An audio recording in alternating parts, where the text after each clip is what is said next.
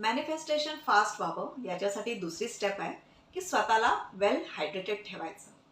दिवसभर पुरेसं पाणी प्यायचं.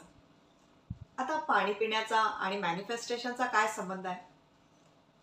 तर आपली बॉडी ही 70% पेक्षा जास्त पाणी आहे.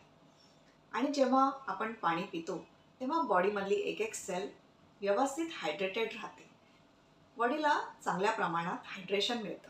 दिवसभर पुरेसं पाणी प्यायल्यामुळे बॉडीमधले जे टॉक्झिन्स असतात ते बाहेर निघून जातात. बॉडी क्लीन होते, क्लिअर होते आणि याच्यामुळे सुद्धा मॅनिफेस्टेशन्स फास्ट होत असतात.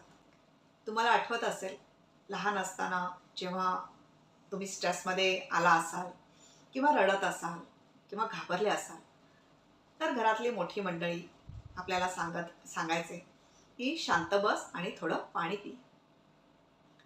ते कशासाठी?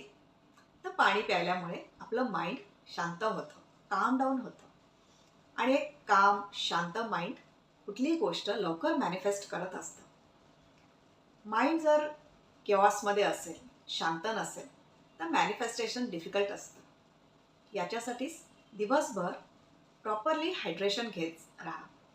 याच्यामध्ये पाण्यासोबत तुम्ही ग्रीन टी किंवा फ्रेश ज्यूस हे सुद्धा घेऊ शकता. कुठल्याही नॅचरल ड्रिंक्स तुम्ही याच्यामध्ये घेऊ शकता, जसं ताक आहे किंवा सरबत आहे.